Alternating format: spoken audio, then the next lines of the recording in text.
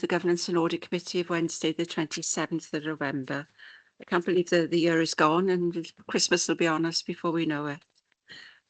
If we can start with the agenda, if I can ask for apologies for absence, please.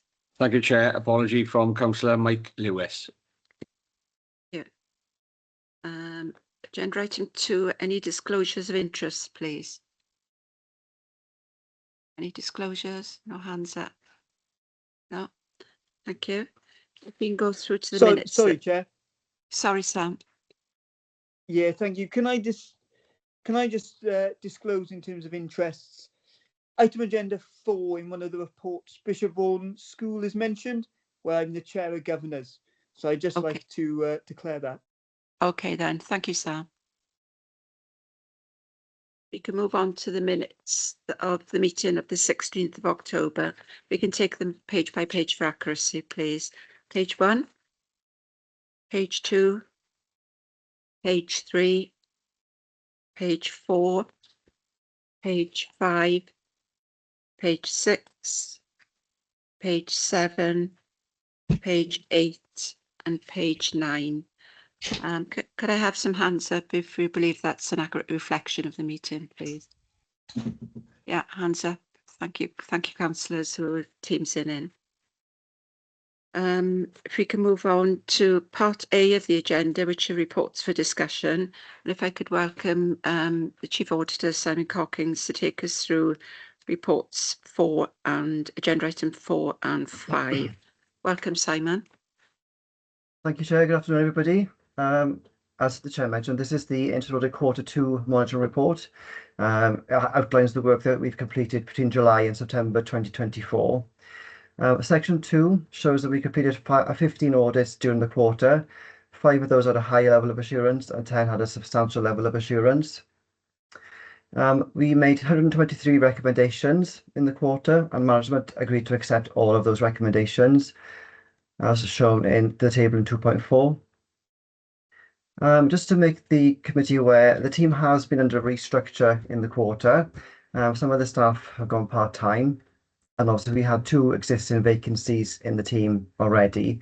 So we went out to advert for 3 full-time posts and was successfully, the campaign was very successful, and we were able to appoint 3 people into those posts, and they did to start the 1st and 2nd week of December, which is a very good result for us, given it's such a tight market at the moment.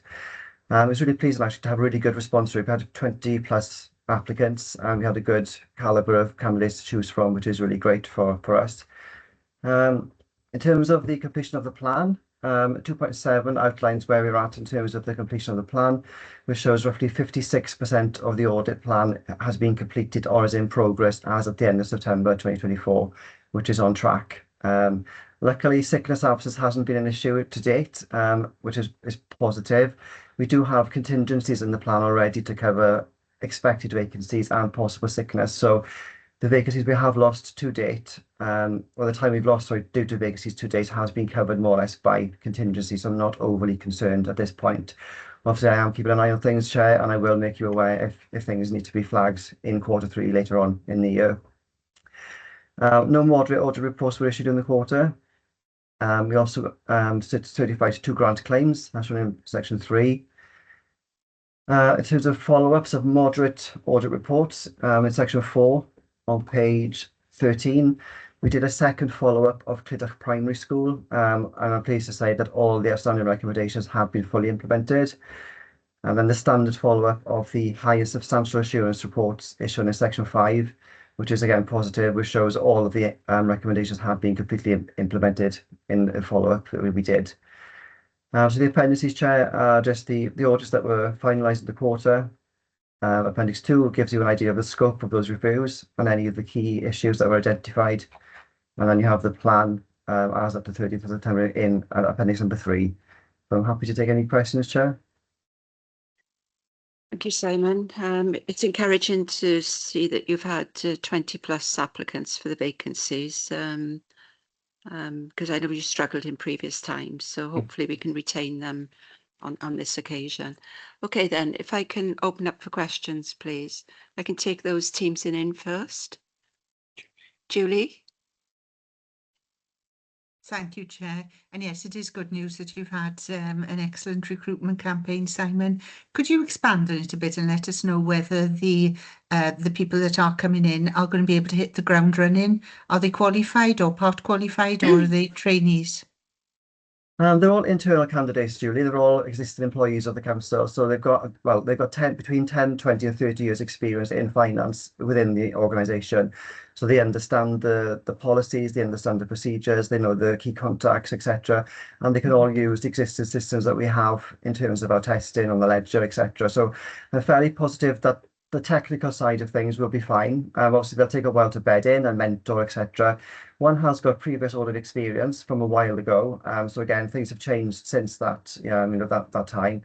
But again, it is going to be a case of us using the seniors and a lot of the principal auditors and myself helping them get up to speed with the audit programs that are in place, etc.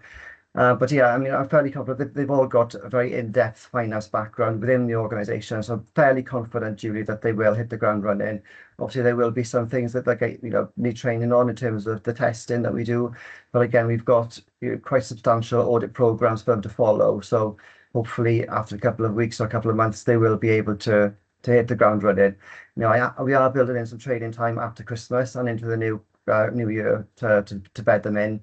But like I said, I'm fairly confident, given their experience in finance and the council, that that's a good starting point for them to hit the ground running, really. Okay, thank you for that. And if I could ask another question in relation to appendices 1 and 2. I was looking at the scopes outlined in Appendix 2, and it appears the processes have been audited, but not necessarily the effectiveness of the service in delivering its objectives or the outcomes for its service users, which I think we have discussed in the past at Governance and Audit Committee. Could you confirm whether the outcomes and the effectiveness of the service will be picked up as part of the corporate performance management review that's included in this year's plan, please? Yeah, Julia, obviously Richard Rowlands is the key corporate performance manager. So some of those are areas that will be looked at as part of that review. Any key issues that are flagged as part of that work in terms of the work with Richard will be covered as part of that review, Julie. Okay, thank you. Councillor Mike White.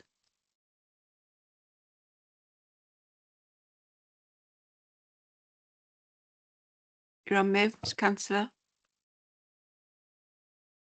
Sorry, Chair. It's in relation to Appendix 2, Education Plan Resources. Can it just clarify whether Simon know that when they do the returns for the system with the SQUID process, I gather the school's supposed to do weekly returns. I don't know if Simon aware that this process is being carried out across all schools.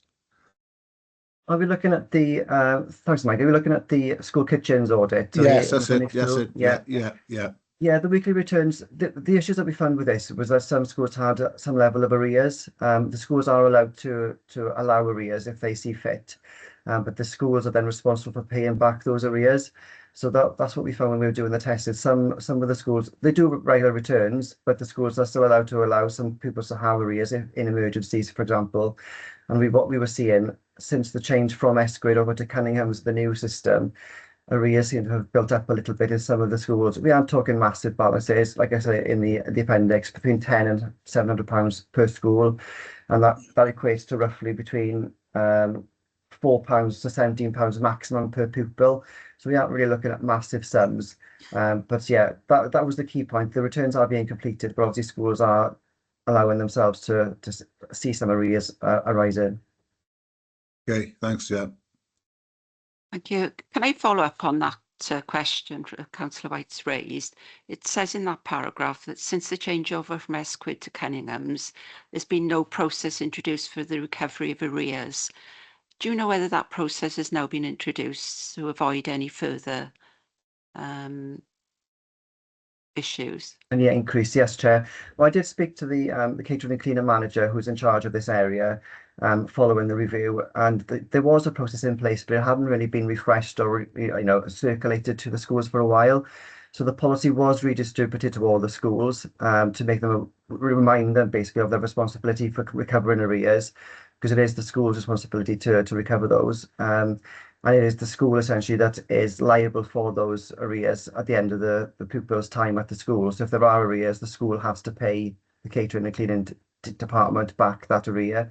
So the process has been refreshed and has been recirculated to all of the schools, Chair. So we will obviously do the follow-up of this review in due course. And I think it could possibly have just been a weakness because of the new system being introduced. I'm not sure, but action has been taken to refresh and remind the schools of their responsibilities.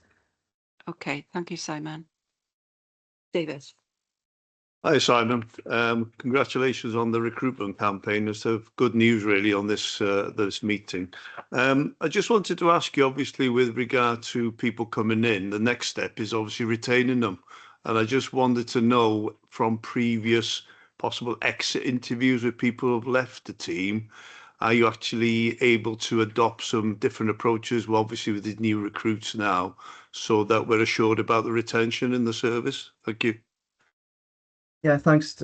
Thanks. What we've seen recently really is just a natural progression of people retiring or getting to an age where they want to retire. So it's not a case of them wanting to leave, essentially. It's where they've got to a point in their lives that they've chosen to leave and retire at that point. Obviously, we have got retention hopes. With training, we'll offer training and qualifications if they want to progress in that respect. But to be honest, David, we've not really seen people leaving through not being happy with the job. It's more just a natural progression of retirement, really. Okay, so it's just obviously the retention now is crucial, really, going forward. Just a couple of other points on 3.1 in the paper. You mentioned about the certification process. What sort of time and impact is that having on the team historically?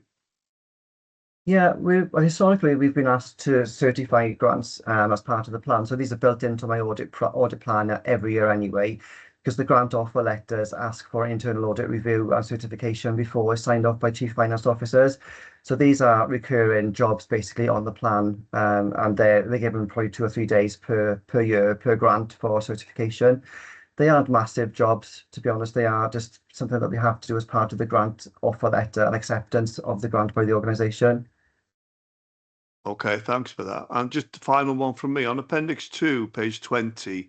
He mentions the property service and fundamental system, and you've actually put a substantial assurance in that area.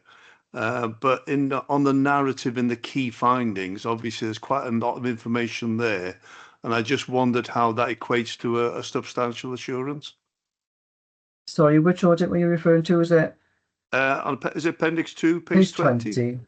Yeah, which one? Is it facilities or employee services? Let's have a look and I'll just find it myself. Well, it's property services and the one underneath the fundamental systems.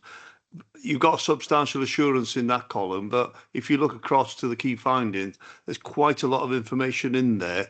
And I just wondered how that amount of information equates to the substantial assurance. If you're looking at, for example, the fundamental systems, employee services, I assume that's when you're looking at these audits are quite large. Obviously, it's a fundamental system, so there are lots of areas covered as part of that review. So it's one of the bigger ones, basically. I think it's about 25, 30 days. So it covers a lot of areas. We did find some issues in terms of recovery of arrears, but in the greater scheme of things, looking at all of the areas combined, that was only one small part of a large amount of testing, if that makes sense. So in that respect, the bigger the programme, really, the more we look at, you have to take that into context in terms of the amount of testing that we've completed, if that makes sense. Okay, thanks for that. Thanks, Simon. Thanks, Chair. Okay, so no more questions around the table. I can't see any more hands up. I've got a couple of comments to make on Appendix 2, and it's with regards to the detail in the key findings column, Simon. I can pick up at least 3 areas where there seems to be ongoing issues with procurement and non-compliance with the procurement processes. But we've been assured by officers of the council that any non-compliance that's of a scale is going to the cabinet or the senior management team for challenge. So I'm assuming that process is still happening, if you can confirm that. And the second one is picking up on David's comments. I'm reading significant key issues, in particularly with the employment services, which I'd like to pick up with you outside the meeting to understand the context around that. So if I can get an understanding of numbers and financial values to see whether we can assess the level of risk and the level of assurance that we've been given. So if I'll put that as an action for myself to speak to Simon to understand the context and content of those issues. But for future reports, if you could give a little bit more around volumes and values, that may help. Yeah, that's fine. In terms of the employee services audit, Chair, just to put that into context, the issue that we saw there wasn't necessarily the fact that overpayments weren't being found. Overpayments were being found, but that is reliant on management giving the information to payroll. So the issue that we were finding, obviously, overpayments arise where employees leave the council and payroll aren't necessarily informed in a timely manner, or if people are still in the council as employees that change their employment hours, that again doesn't necessarily get passed on to payroll in a particularly timely manner. So that's where these overpayments are arising. Payroll were picking up these overpayments. It was more of the collection of the overpayment that was a bit of an issue. There's a bit of a delay there in the collections. But yeah, I'm happy to deal with that outside of the committee meeting with you, Chair, as you said. In terms of procurement, obviously we look at procurement and expenditure in nearly 90% of all of our tests, all of our audits, sorry. So we do pick up and report on non-compliance as we see it. I agree, Chair, that there has been in this appendices a number of examples of non-compliance with procurement, and that has been flagged, to the senior management and the directors and CMT as and when these reports have been issued. So again, I know Chris has taken action centrally on procurement processes and is due to report back to the committee in due course. But yeah, I believe action has been taken centrally on that, Chair. Thank you, Simon. Ness, did you want to come in? Yes, thank you, Chair. Just to say on the repayment of overpayments by employees, I'm just happy to be able to tell the committee that actually the payroll team have worked wonders and have reduced that backlog to almost zero. And so, there's been a lot of work as part of the AR project to get that sorted. And so, yeah, there are arrangements in place for the collection if it hasn't already been sorted for overpayments on employee salaries. So that's really positive. And in respect to the compliance around contracts, just to reassure the committee that, as a CMT, we are very aware of the issues and the needs to improve in that area. And there is a report, I think, coming in January probably to committee, updating committee as to where we've got with that. But for example, in my directorate, I have it as a personal objective for all of my heads of service to ensure that they are compliant and that their staff understand and have been trained to understand the CPR rules, for example. So we are taking action both in terms practically when we see issues, but we're also trying to upskill the organisation at the same time. Thank you, Ness. Okay, if there are no further questions, then can we thank you for that paper, Simon. If we can move on now to the tracker audit. Yes, thanks, Chair. Another one from me. This is the fundamental audit recommendation tracker for the fundamental audits that were completed in 23-24. So this gives the committee an update on the implementation status of the recommendations in those fundamental audit reports. The table on page 36 gives you an overview of which are classed as the fundamental systems, the last assurance rating that was given to those systems, the frequency of the audits, and also then when they were last completed. Just to give you a brief overview, those fundamental systems, they get a high level of assurance for 3 consecutive years and moved on to a 2-yearly cycle. Those that have a substantial level of assurance have a full audit every 2 years and have a mid-cycle audit in the first year. So we look at them every year, but full audit every 2 years. and those with a limited or moderate level of assurance are audited every single year because of the risks and issues that I've identified there. So as you can see, we've only got one limited, that was the AR, which again, you've had plenty of updates from NES on the progress that's been made there. We will continue to look at that on an annual basis. And then 3 substantials, which are subject to the mid-year cycle reviews.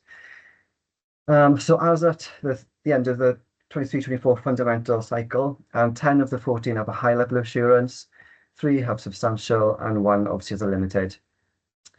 In terms of the recommendation tracker, as shown on the top of page 37, our follow-up work showed that 76% of the recommendations have been fully implemented as at the 30th of September. And a further 20 have been partly implemented at that time, with 4 not being implemented at the 30th of September. The appendices, Appendix 1 just gives a brief overview of where those recommendations have been made across all the fundamental systems. Appendix 2 is probably one of the key ones to look at in terms of the partial and not implemented recommendations. As you can see there was only one high-risk recommendation that hasn't been fully implemented. That relates to accounts receivable. And again, I know you've had plenty of updates on the debt recovery process from NES to give you assurance around that area. And there's 2 medium risk recommendations in business rates and 2 medium risk recommendations in council tax, again, which have both been partly implemented. And there's further detail then on those that have been partly implemented in appendix number 3. Just to give you some assurance, Chair and the committee, those 3 audits are due for full audit this financial year. So we will be checking up on those areas as part of this year's audit cycle. So yeah, this is just an update really on progress as at the 30th of September for the committee. But overall, Chair, fairly positive outcome with 76% of the recs being fully completed. And those that haven't will be again looked at as part of this year's fundamental reviews. Happy to take any questions, Chair. Okay, thank you, Simon. Any questions? Any hands up? Gordon. Thanks, Simon. On your table on page 37, you count for all of the recommendations. Can I take it then that none were refused or rejected?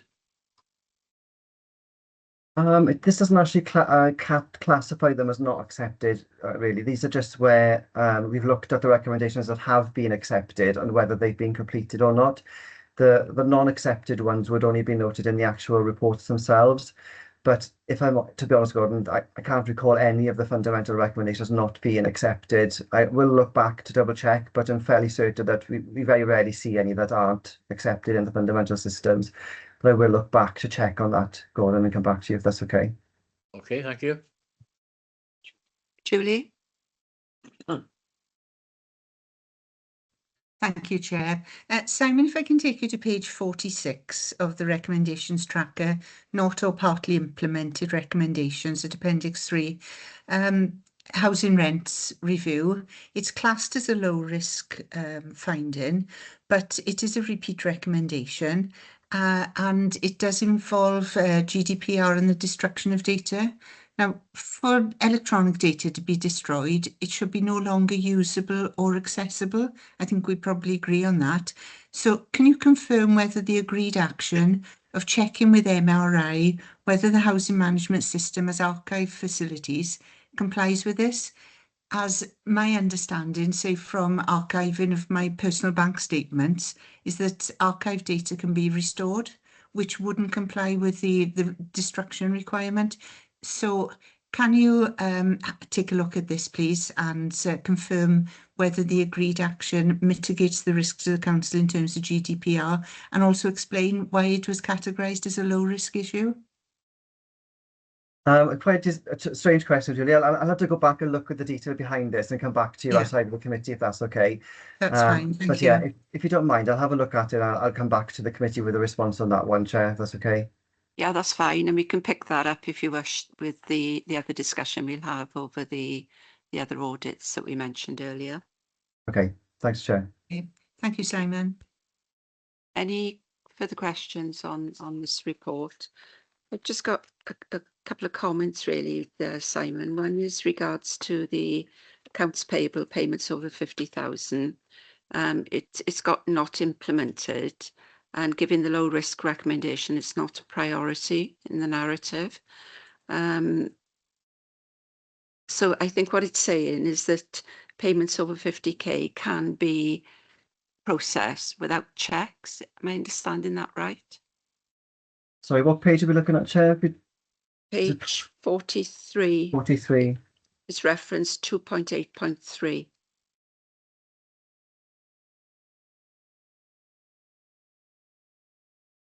I'll have to go back to look at the detail in the body of the report Okay. for that, Chair, if that's okay. We'll pick it up then. Yeah, okay. When we it's just a point for the low risk issue with a process of payments over 50k. Okay, are there any other questions for Simon on this paper? No. David? Thanks, Chair. Just a quick one, really, Simon. Just in regard to the Appendix 3, there's a few low-risk status in that part of the paper. I just wonder what the actual monitoring arrangements are around that as a watching brief. Thanks. In terms of the implementation status, is it, you mean? Yeah, that's right. Yeah, and that's factored low risk, obviously, but it's just what the arrangements are to keep a close eye on them as well, not a close eye, but just a watching brief on them, really.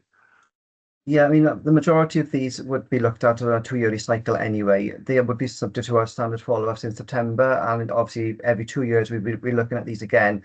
So it's either every 2 years or as part of the follow-up in the first year. So they are looked at within the first 12 months, if that makes sense. Thanks, Simon. Thanks. Thank you. Are there any other questions? Not seeing anything around the room. Okay. Thank you, Simon. If we can move on then to Education Directorate Internal Control Environment, and welcome to our colleagues from the Education Directorate. I understand, Kelly, you're going to take us through the report. Hi, thank you. What I thought I'd do is just highlight some key areas through the report, because you've obviously had it in your pack. Starting with the first couple of paragraphs there, 1.1 and 1.2. That's giving you a little bit of context of our Education Directorate budgets, and the pie chart there is showing how much that we do actually delegate out to schools for them to deal with under their responsibility. And there is a lot then of the non-delegated budget that's also related directly to schools or individual pupils. The money that we do keep at the centre is volatile and demand-led, particularly when you're looking at things like support for vulnerable learners. We do also deal with a lot of time-limited external funding streams and grants through the Education Directorate, and a lot of these will be focused on priorities and initiatives from the Welsh Government, such as at the moment is community-focused schools and the universal free school meal rollout. And then we also have our capital investment programme through education as well for schools, which is reviewed constantly because of things like inflationary pressures, and we do have to move things around as things change and schedules change. Section 1.3 highlights just our general governance and compliance as a directorate, and section 1.4 is looking at the support that we do give to schools to help them with their compliance as well. So as I mentioned, even though schools do have their own delegated budgets and spending powers in law, we do still give them a lot of support and challenge as well where necessary. And at the moment we're focusing on reserves in schools in particular. We do have a number of schools that are either at or nearing a deficit position. We've just started a new sort of health check offer for schools this year, where if they're projected to have an end of year balance under 5% of their budget in reserve, we're giving them that sort of a health check. And indeed, we just earlier today had our first session on that, which went quite well. Through internal audit, we are now looking at thematic reviews for our primary and special schools. Our secondary schools do continue to have individual school audits, but it is internal audit's preference to have these thematic reviews for primary and secondary. So what we do there, if we pick any issues up, we do share them with all of our schools and governing bodies and include them in our relevant training sessions as well. If we have any concerns with individual schools, we do through our internal audit room team still ask whether we can have an individual school audit there, and you'll be aware of some of them. I think one was mentioned earlier by Simon in a previous report as well. So under 1.5, the overall picture is a positive one in terms of working in partnership with our schools and the outcomes of audit and thematic reviews. So that's something that we're quite proud of. And section 1.6 will list there our internal control arrangements and includes the sort of briefings and meetings that we hold to make sure everything is in place. So section 2 looks at risk management and business continuity. We do use the corporate recording systems and they're attached as appendices there to the report.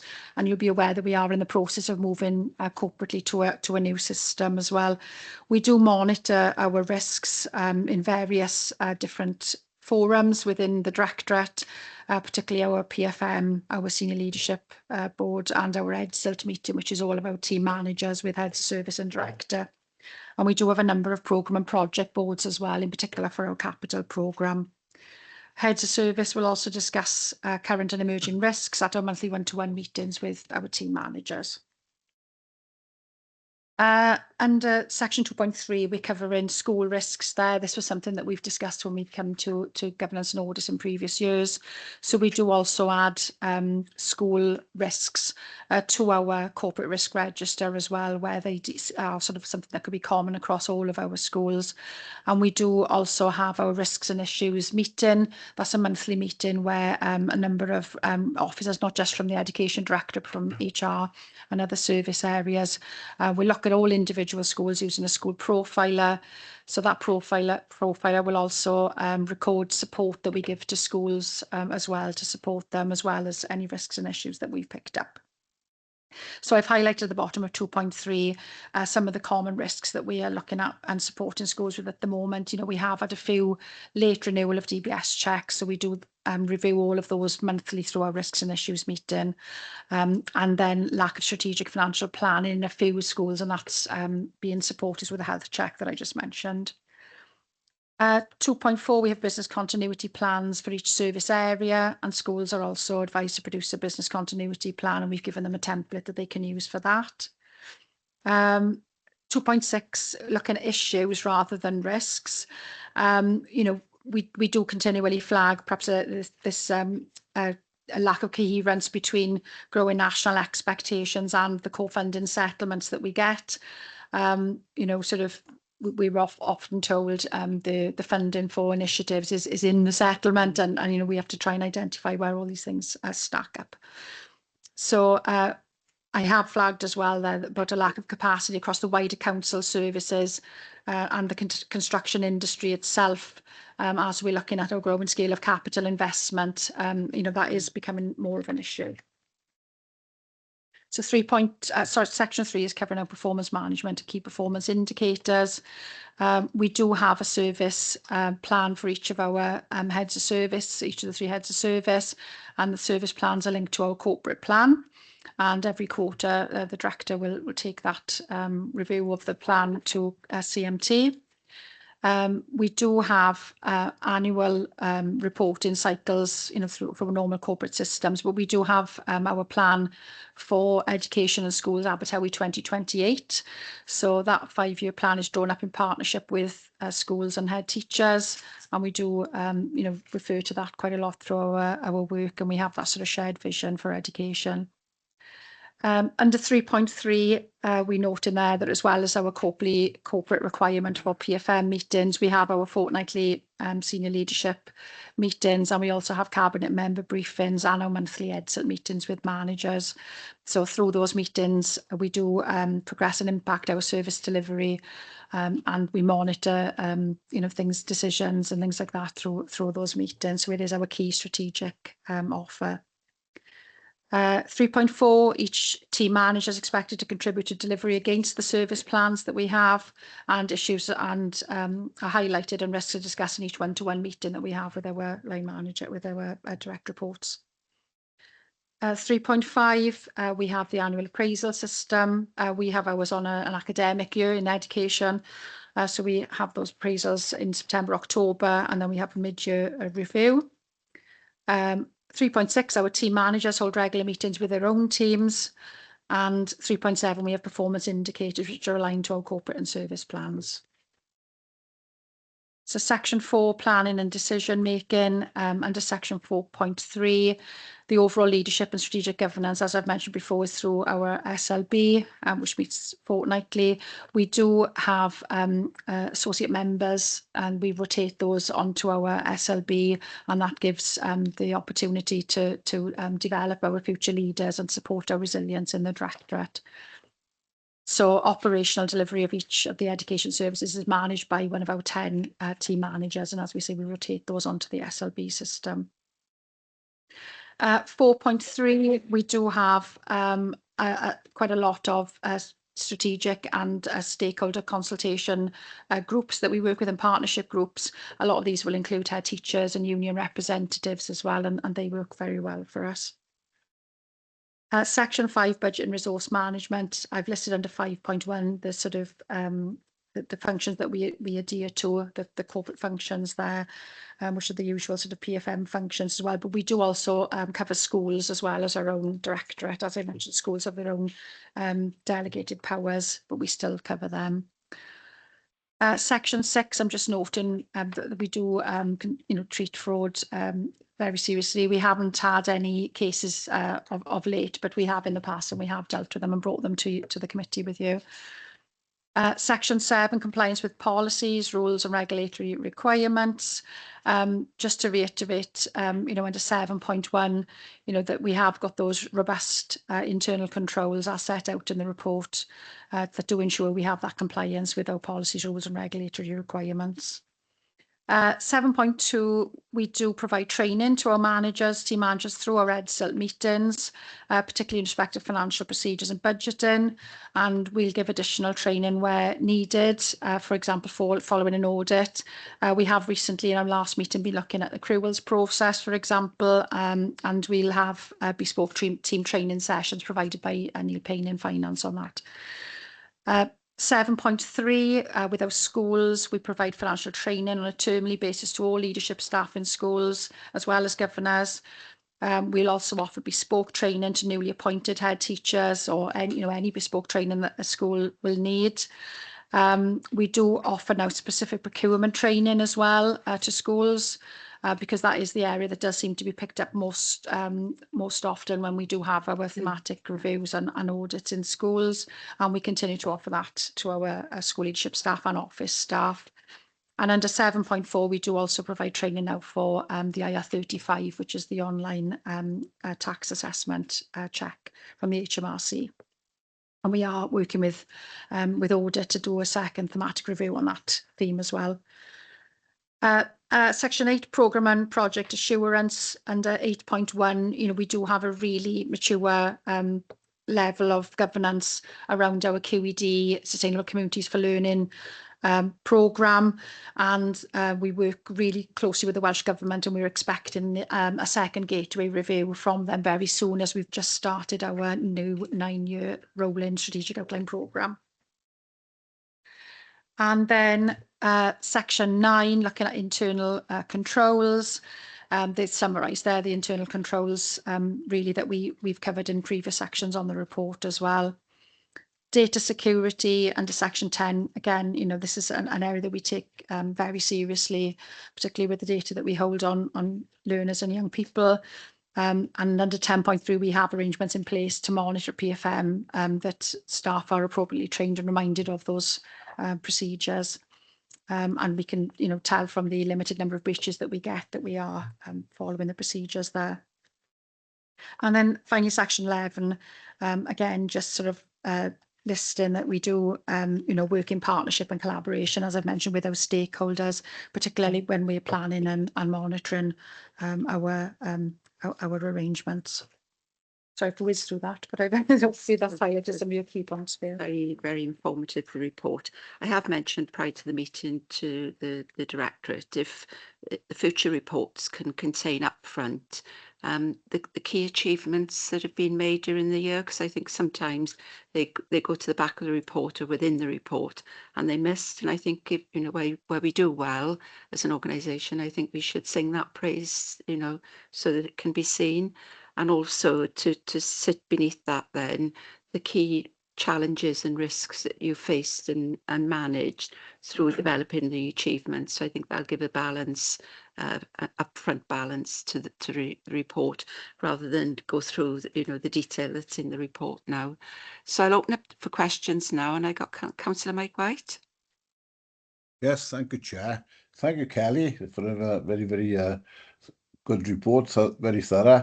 Can I revert, pick up on 7.3, which is obviously touched on there within 2.6? This is around procurement. And you quite rightly pointed out that this was always jumping out of us in our audit meetings, mainly around schools. And that's why we had a full in-depth scrutiny procurement group set up, and put a lot of recommendations, which one was that obviously that the information needs to be put out to schools, that we could give them the guidance how the process worked, and so they could follow the process. Are you able to tell us how is this being monitored within the department to ensure that schools are complying or following the correct procedures? Yeah, have we got key performance indicators, or have you got some sort of logging system in place so you can check to see that this is working properly? Yeah, so schools do have their own bank accounts. So a lot of the procurement that all the procurement that they will have will go through their own bank accounts. What Audit will do is they have the thematic review for primary schools, and then the full audit of secondary schools that will look at procurement and make sure the relevant, sort of things are taken into account. For example, sort of the relevant number of quotes after you've spent £10,000, etc. We have got a procurement guide that we refresh every year and share with schools, and we've worked on that between education, finance and audit.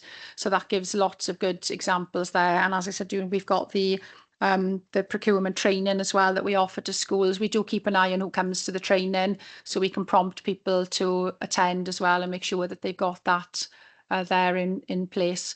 So that's how we monitor, is through the audit thematic reviews. Thanks, Okay, Chair, because I think one of the proposals that was put forward on this area, that we could perhaps advise the schools to set up a sort of subcommittee within the governing body, so that they got a group then that are actually hands-on how the process is working. As any of the schools taking this offer up?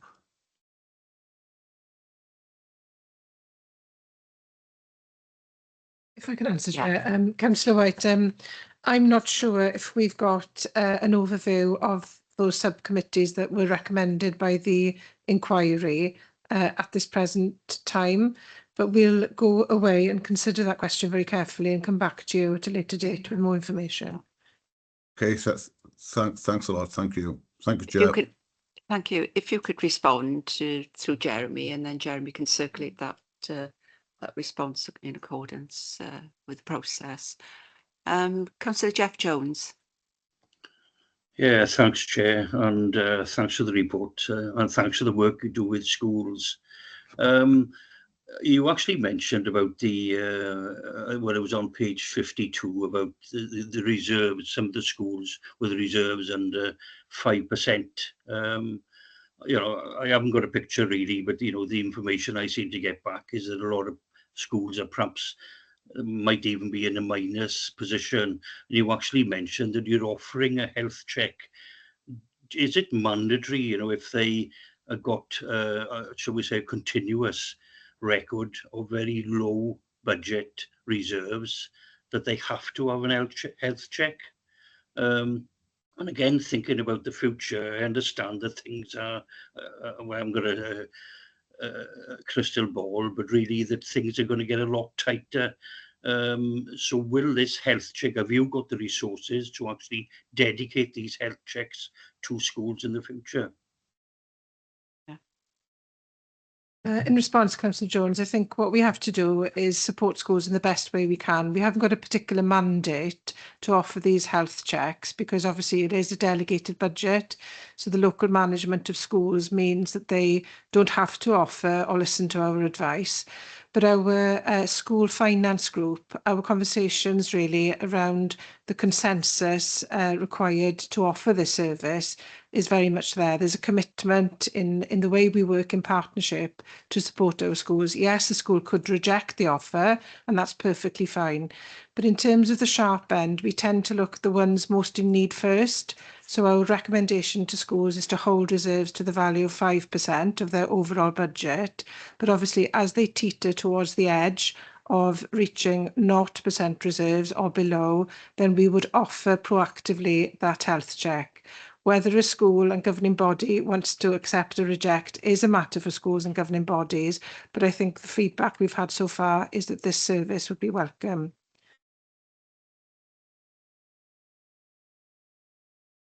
Okay. Thank you. Okay. Gordon. Kelly, for the comprehensive. I may have missed it, but I can see no mention of it under safeguarding eligibility to work in the UK using agencies to backfill on absence. Sorry to interrupt, Sorry, Chair. Chair, We can't hear him. Oh, sorry. Apologies. Yeah, I'm just wondering where our checks are in terms of eligibility to work in the UK if we're using agency staff to backfill absences. Having been in HE in the past on the wrong end of a border agency investigation, how are we sure these people are eligible to work in the UK? So we've joined in with a framework that has been set up nationally for supply agencies for schools, and we've got 26 providers, local providers this year. So they have, a contract then that they've got to assure us of certain things, which will include DBS checks and eligibility checks through that contract. So, all schools will be using that framework, as well. It offers minimum pay rates as well for the staff. We can share details of the contract if anybody's interested in that. Yeah, and are we sure that all the schools are using that and then they haven't got their own arrangements? If schools did go outside of that, like I said, there's 26 providers on there, so there should be plenty of choice, for schools through there. If they do go outside of that, then they would need then to consider their own procurement checks. And that's one of the tests that Simon's team will do then when they are doing the thematic review, is making sure that if there's a contract and a framework available for schools, that they should obviously be using that as in the first instance. And if they go outside of that, then they are, sort of having to do those checks on their own. Okay. Julie. Thank you, Chair. There have been recent reports in the press about falling birth rates. So could you outline how demographic trends are incorporated into strategic plans and investment decisions in respect of education provision for the future, please? Yes, certainly. We monitor our pupil census results very carefully. So our PLASC, which is our pupil census result survey, provides us with information going back over a number of years. So we're able to observe trends. So during the last 5 years, our pupil population has remained stable in Swansea, and that's probably because of the university students arriving with dependents. So we may have pockets of falling birth rates in certain wards across the city and county of Swansea, but as a whole county and city, we've managed to remain stable. But that's not to say that we're not keeping an eye on the future as well. So we are trying to observe census results in the best way we can, whether it's general census or pupil census, to allow us to plan for the future.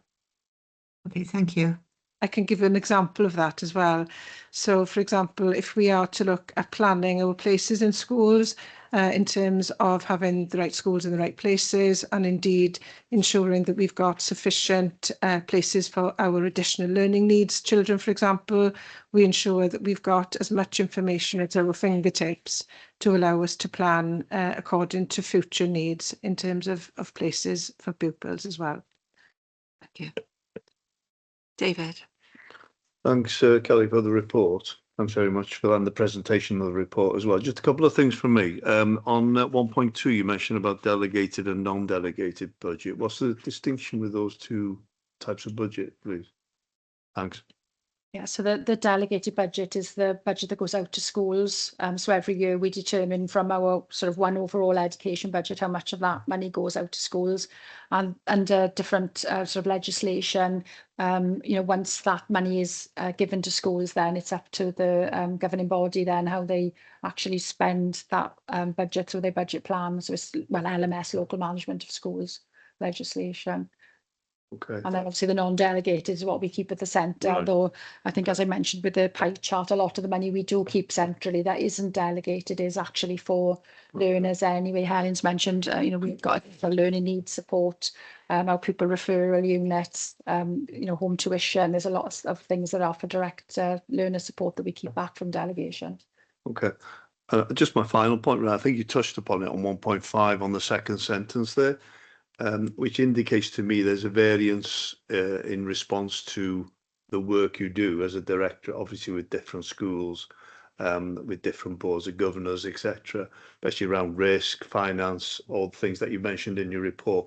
And I just wondered how you get your assurance through that conduit between yourselves as the directorate and the board of governors. And I assume the main player or the main conduit is the head teacher in that sense. Is that the sort of method of gaining assurance and everything else? Thanks. Yes, I mean, obviously we do link up a lot with our head teachers, and I've had teacher meetings and training sessions. We've got newsletters, etc., that go out, but we do also have that with governing bodies as well. Right. So we do have chairs of governors meetings every term, and we also have governors newsletters. So there's, I think it's a two-pronged approach really. Yes, It's through yeah, the head teachers yeah, and directly yeah. to the governing bodies themselves. Yeah, I mean, it's what the chair mentioned before about a challenging environment, because you've got your director at one side and then you've got all these different boards of governors, and it's just that assurance around what was happening and, you know, Yeah. the levels of assurance, really. Thank you. Just to add to that answer as well, we collect minutes of meetings from governing bodies into Right. the governor support unit, so that Okay. gives us some assurance, not Right, all okay. full assurance, but it gives us some assurance that things are happening in the correct way and that decisions are being taken with full consideration of risk and financial consideration as well. Okay, thanks for that. Thank you. Any other questions? I'm not seeing any hands up on the screen, none around the room. Just a final comment from me. In paragraph 3.6, you make reference to performance indicators. Perhaps you can give us a flavour of some of those in the next report with regards to your, you know, key achievements. It could be related to the performance indicators and the challenges.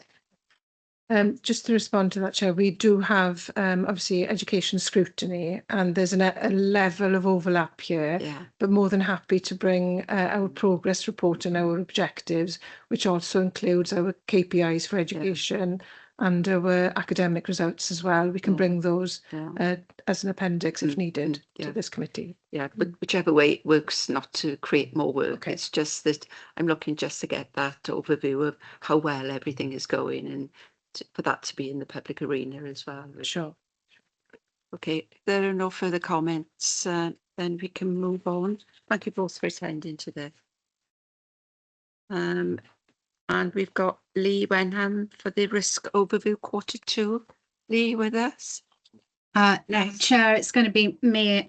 Lee's on leave today, so Okay. I'll be presenting this report if that's okay. Yeah, that's fine. Thank you, Ness. Thank you. So this is the Q2 risk overview, the purpose of which is to provide the committee with an update on the status of our strategic risks and issues at the end of Q2.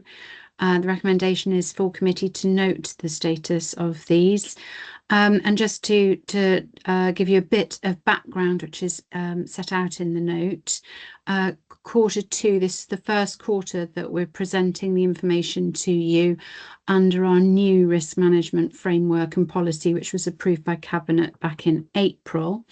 And you can see the full risk and issues on a page report at Appendix A. So the key changes which are set out in section 2 of the report is you'll see a pie chart at 2.1, which shows that previously we recorded risks at a corporate level, a directorate level, a service level, and a project level, and an information category. And the committee traditionally has seen the corporate level information.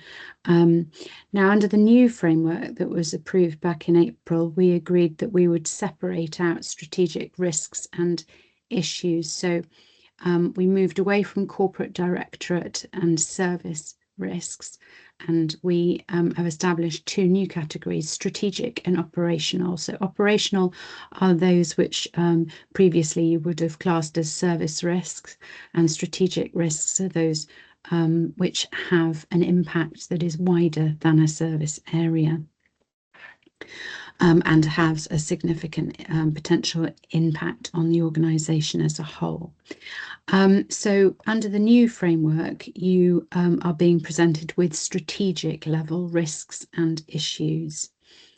In terms of the new risk management process, that's set out at section 4.1 for you. So I won't go through the detail of that, but some key changes there are under the new arrangements, instead of risks being just updated on the system once a month and there being a sort of monthly compliance arrangement in place. Now, under the new arrangements, all risks are considered at the directorate management team stroke performance management team meetings that take place every month. And the intention is that there is a substantive discussion around the status of those risks and issues, and any additional control measures, for example, that need to be put in place, any concerns, any changes to those scores. So there's a more dynamic dialogue taking place throughout the organisation around risks and issues.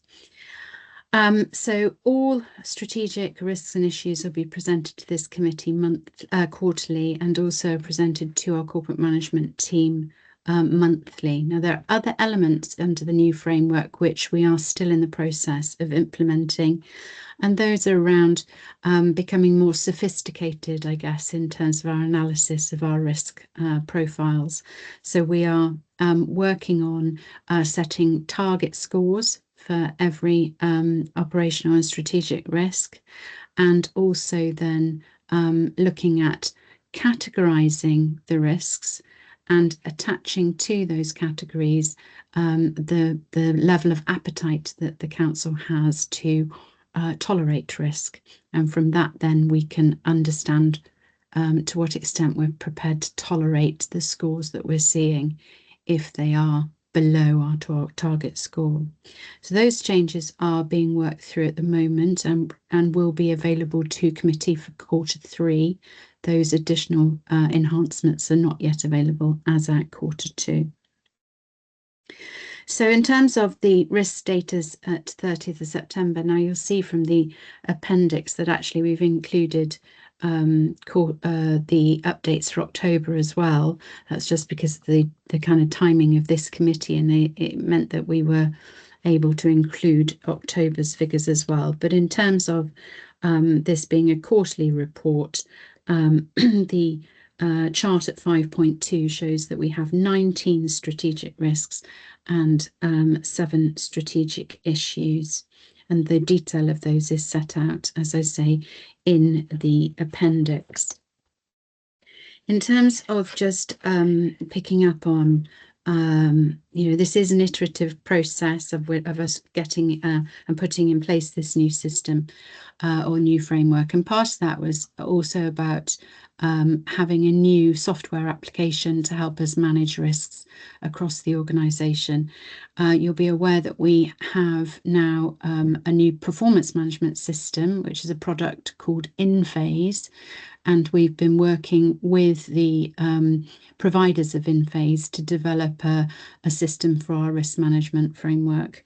Unfortunately, although the performance management application is working very successfully and is embedded, we have had some challenges on the risk management application. Primarily because the company InPhase has been taken over by a larger company over the course of this calendar year, and that has led to some resource challenges for them. I'm in close conversation with the management team within IDA Gen, which is the company that has assumed ownership of InPhase, and discussing with them how we ensure that we get the development capacity we need to complete this application and have it rolled out by the end of Q3. I will update committee at the next meeting as to our progress on that. At the moment, I am hopeful that that can still be achieved. We are, I think, at some days away from completing the build, and then we need to test and roll it out. But I'd want to reassure committee that in the meantime, we're continuing to use the existing risk management system.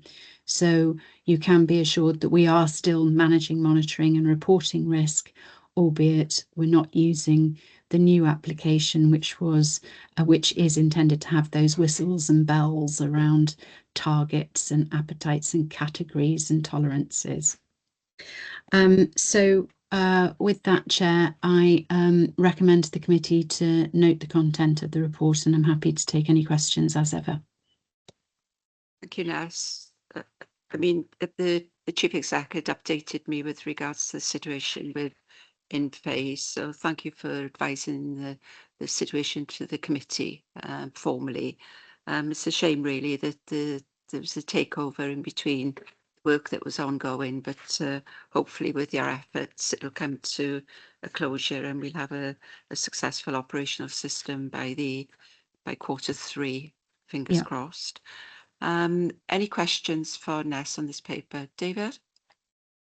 Thanks, Nes. Thanks for the report and obviously outlining the new approach. I just wondered on 3.2, obviously you've laid out there the different levels, and then into 4.1, I think you mentioned the risk and issue register at a sort of departmental level.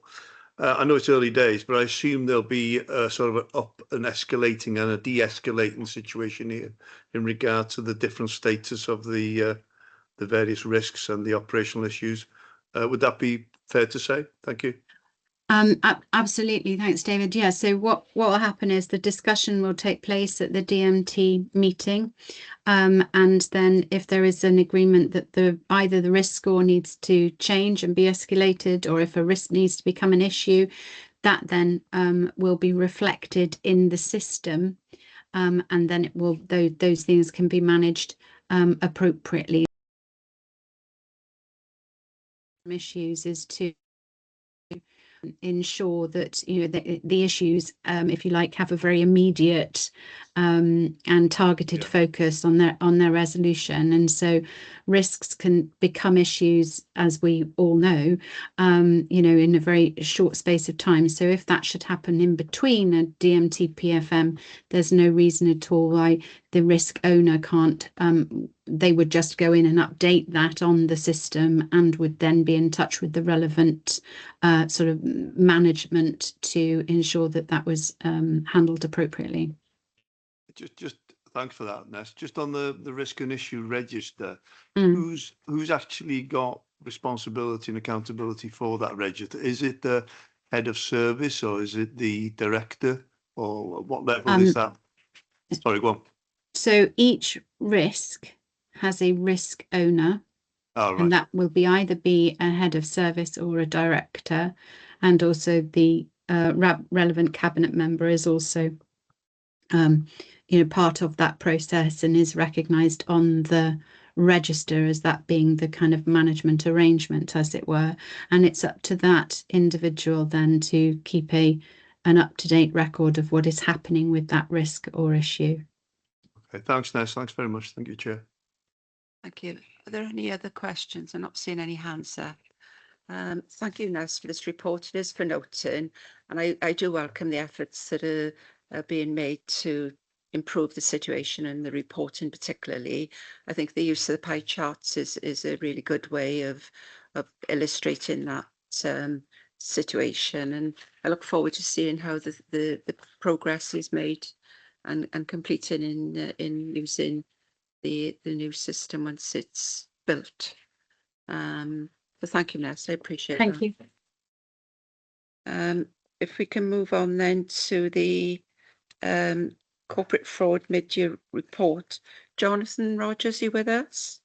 Yes, I'm with you. Thanks, Chair. Afternoon, members. This is just a brief update to provide information for you following the corporate fraud plan that was presented to you in September. In the plan, there were 7 main activities which the team would undertake through the year.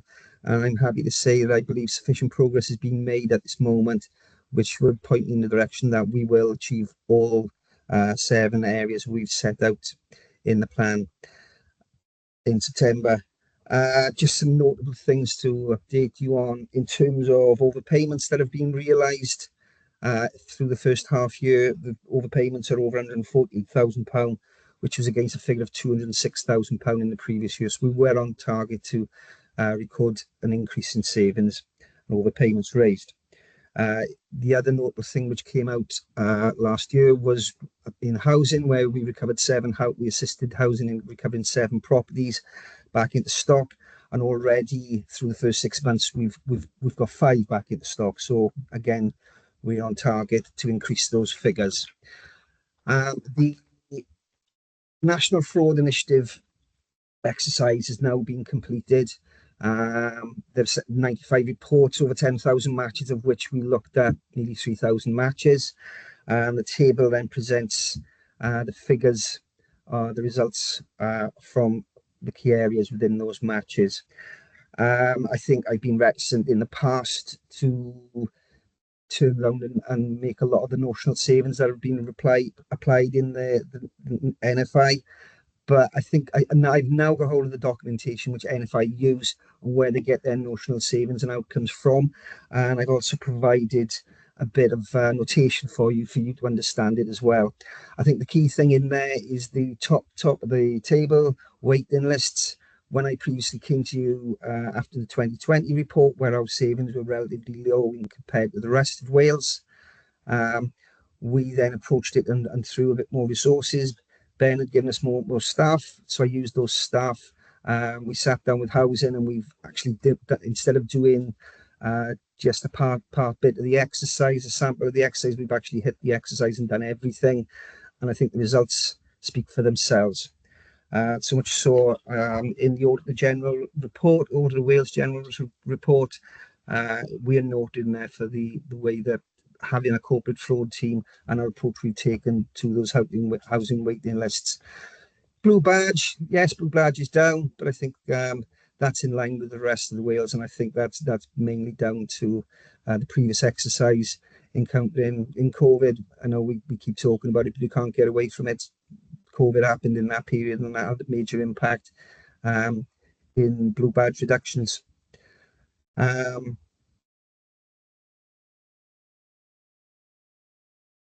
So there's not much more to say about the report, and I'm quite happy to take questions if there's anything anybody'd like to ask about it.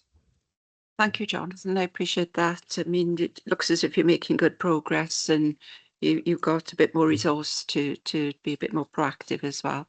Okay, I've got hands up now. Gareth?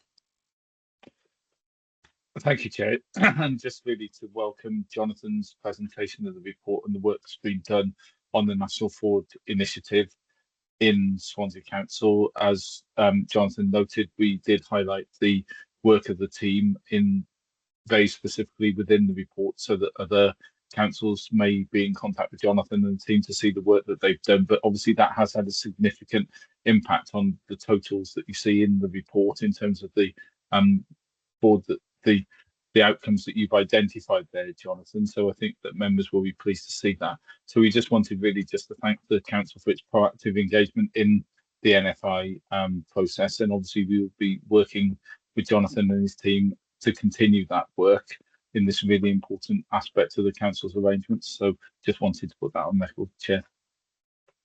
Thank you, Gareth. I appreciate that, and well done, Jonathan. I'm sure you want to escalate that through the organisation to the leader and to the chief exec as well. So next person I think is Councillor Mike White. Thank you, Chair. Thanks, Jonathan. In page 117, in regards to the blue badge, I'm obviously in joint working now with the household enforcement team out there on the streets there. What is the actual turnaround in once you've got that information? What is the actual turnaround in on recalling those blue badges? In where time scale? I can't really. In the context of when parking enforcement are going out there, if parking enforcement find a blue badge which is invalid, they will take them, or being misused, they'll take the badge off them straight away. In terms of if a badge is expired, that will be done by the contact centre. So I can't really comment. Sorry, Mike. All I'll be dealing with is the end process where people have been found to be misusing badges, and I'll be taking the matter on from there. Sorry if that doesn't answer your question. Okay, partly, but they are. Okay, fair enough. Thank you. Thank you. Councillor Jeff Jones.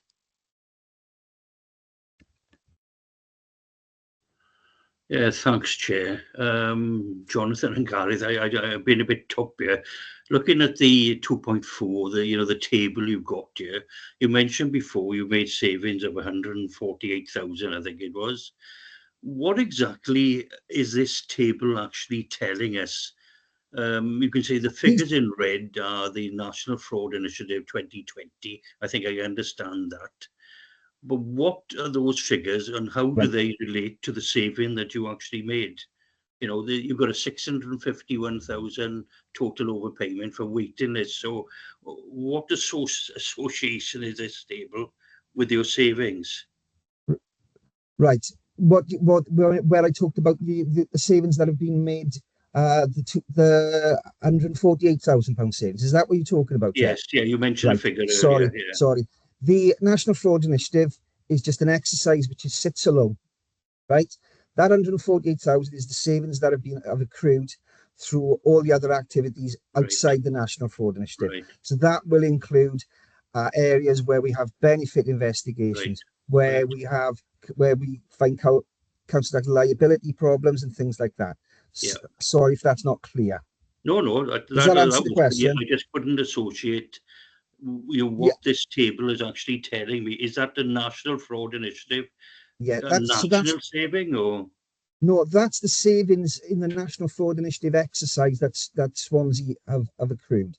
So as it says, 651,000, I think is about 160 properties that we've identified that we've removed from the waiting list.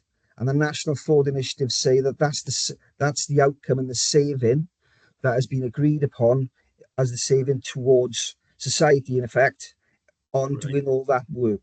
Right. Likewise, Blue Badge associate a figure of something in £700. So every time we remove a blue badge, that's what the saving of society may be. Right. Thanks. That's a lot clearer. So the 148 is, shall we say, actual that you've actually identified. Yeah. And this is a notional saving. That's the actual savings we've realised through non-NFI work. Right. The NFI, the two-year exercise, that's the results of that 2-year exercise separately. Great. Wonderful. Thanks very much. Councillor Leslie Walton. Thanks, Chair. Just a point of clarification. I want to make sure I heard you right. 2.2 the figures that are given for 23-24, are they Yeah. for the whole year? Yeah, that's for the whole year, and the £148,000 is the first 6 months. So that's like why I say we're on target to greatly improve on that figure this year. Right, and the same with the houses being Yeah, brought yeah, back. Oh, yeah. excellent. Thank you. Thank you. Julie Jones. David. Can I ask you a question about 2.4, which is NFI again, please, Yep. Jonathan? I realise that we're in a public forum, so I don't want you to go into any detail, but I know that 51% of the matches that you've looked at are classed as high-risk matches. So can you explain why the remaining 49% that were classed by NFI as high-risk matches weren't looked at? For example, were they deemed not relevant to this council, or are they investigated by other teams within the council? No, they'd be looked at. The NFI will associate a high risk match, and they may look at a whole report and say that's a high risk match report. We may then come along and look at that report, and we may say, yeah, we've looked at the first 20. There's nothing in this report at all. They're not high risk. They may be high risk matches, but they're all the same. Something's been picked up. There may be an anomaly or something like that. I can't categorically say why we wouldn't look at them, but generally it may be, for instance, Julie, blue badge. Blue badge they may assign blue badge deceased persons. They may assign it as a high risk report, and they may have 100 matches as high risk report. We will always get the data 6 months late because that's how long it takes to put the exercise together. So half of those matches may no longer be relevant. We may look at it and say this person died before the match anyway. Within the 6 months we're looking at it on the blue badge. We're not going to look at it. So even though it's a high risk, it's no point in us looking at it. Okay, thank you. David? Thanks, Chair. Thanks, Jonathan, for the report. Just on 2.8, 2.9, and I think 2.2 as well. Are we starting to see the effect of a deterrent effect from your work? I know there's a variance in figures, but I just wondered if you had an opinion about that. Thanks. I can't really say. Sorry, Gordon. I can't really say. I've got no evidence to say to back that up or prove it or disprove it. Okay, it's just something maybe going forward over the next year or two that might be worth trying to determine that your actual presence and your service is starting to have that deterrent effect, obviously. Yeah. Yeah. Well, I think one of the things we've always been reticent to do is to publish too many statistics, too much information about cases which may be taken out of the wrong context. But I am sort of looking to change that. Now I'm understanding the National Fraud Initiative methodologies and how they assess fraud outcomes. That is something I'm going to try and align with our outside NFI fraud work as well, which it publicises the work that's being done. It can't hurt, can it, to do it that way? Yeah. And thanks again, point 2.10, thanks for noting that from the previous committee meeting. So that's appreciated. Appendix 1, good to see the positive outcomes in the Appendix 1. And obviously, again, the paper is well presented and style and format. So that's congratulations to you on that. I did have a look at the fraud function page on the council website before the meeting. And I think it would be prudent to actually put some of your successes on that page. Yeah? I mean, it's a descriptive page. It outlines what the fraud function is, but I think you should put some of your achievements on that page, really, so the general public can see actually what's happening from year to year in regard to your team. I'll certainly take that on board. That's never ever been considered, and I will certainly take that on board. Thanks, Jonathan. Thank you. Thank you. I support the comments that David has made there. I think it's good to sing the praises of what you've been doing in obviously in a sensitive form, but it also acts as a deterrent if the public can see that there is genuine achievements being made through the work that you do. But can I once again, Jonathan, thank you for the report, the content, for all the hard work that you're doing in gaining the successes you are, and also having that recognition of your good work from Audit Wales. It's not often you get praises from Audit Wales, so well done. And thank you, Gareth, for saying those things about the work of Jonathan. So on that note then, if we can move forward to Section B of the reports. These reports are for information reports. I don't expect any officers to be attending for the reports, but if we can take them for information, and if there's anything particularly that members have got a question, that we can request that that can come back at a future meeting. So if we look at agenda item 9, it's the public ombudsman's reports on the Living in Despair thematic review. It's self-explanatory. I personally don't have any questions on it. Any questions from members? Dave? Just a couple of points really on paragraph 1.2. It mentions obviously the effect of damp and mould on individuals' health. And I just wondered at regional level whether this has been discussed as part of the regional partnership between the council and the local health board or the health board, just as a point really. Can that be taken forward, Ness, and perhaps you can confirm at a future point in time?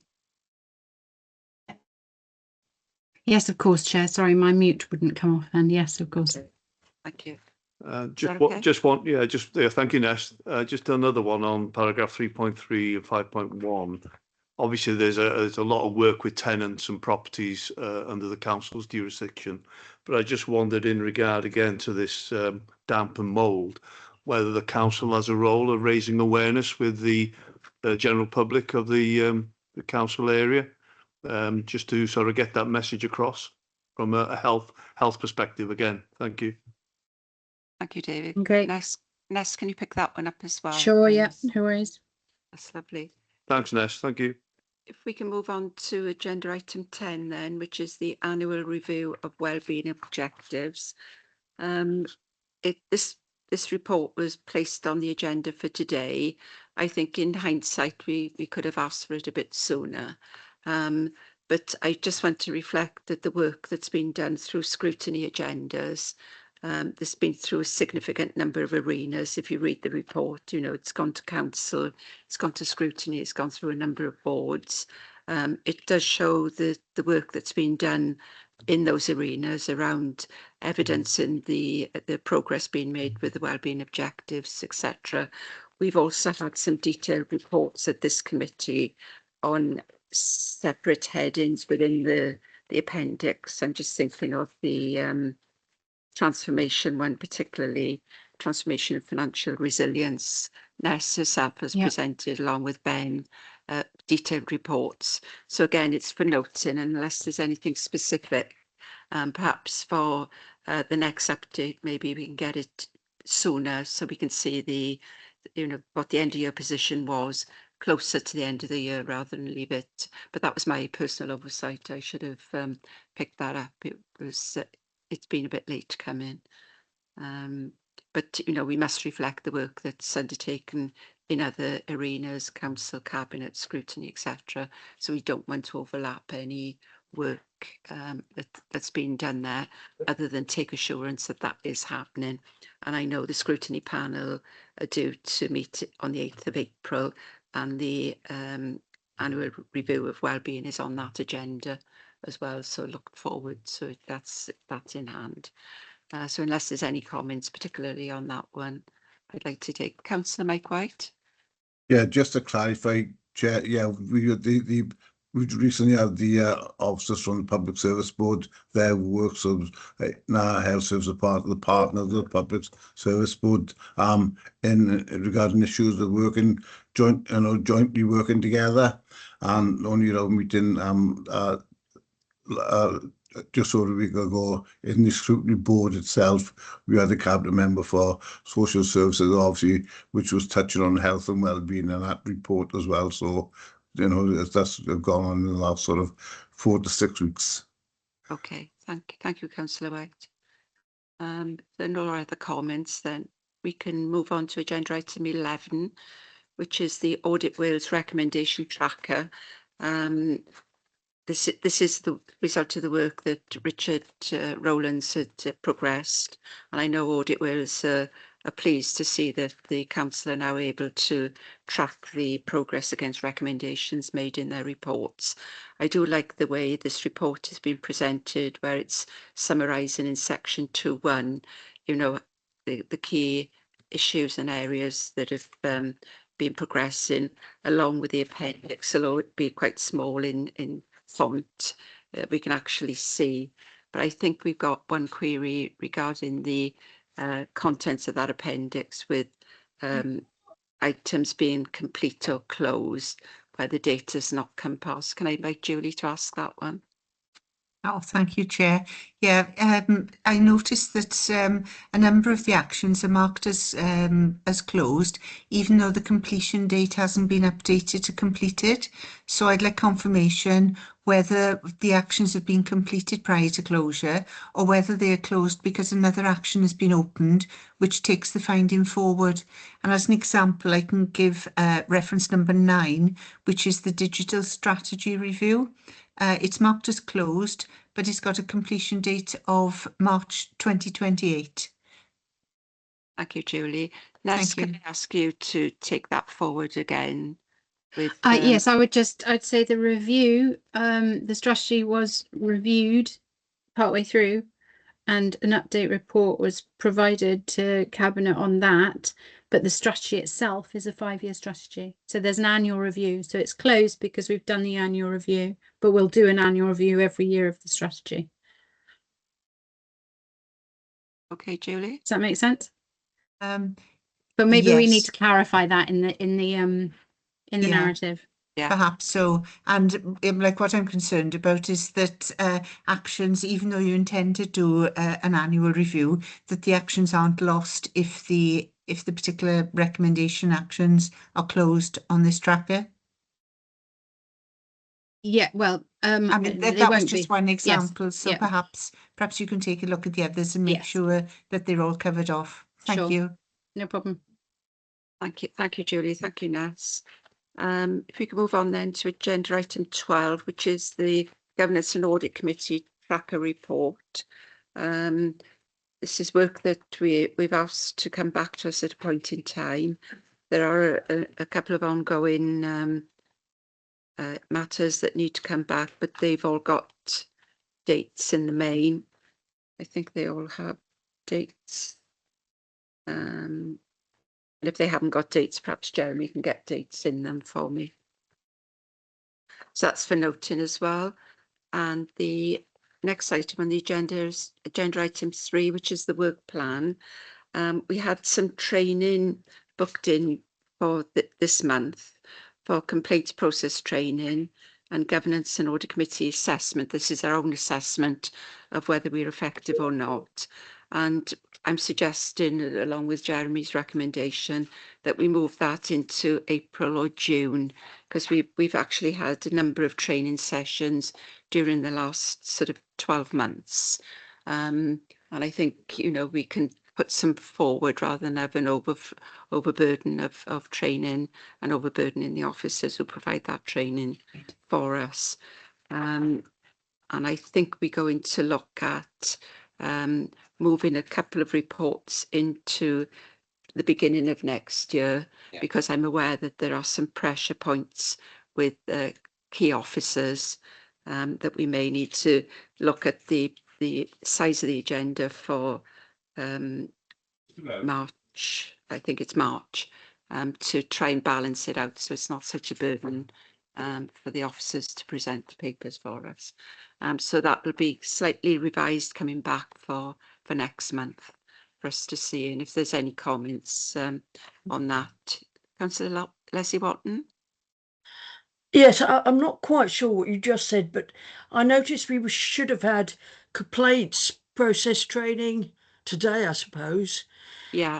Are we going to get that in before the next complaints update report, which is due in January?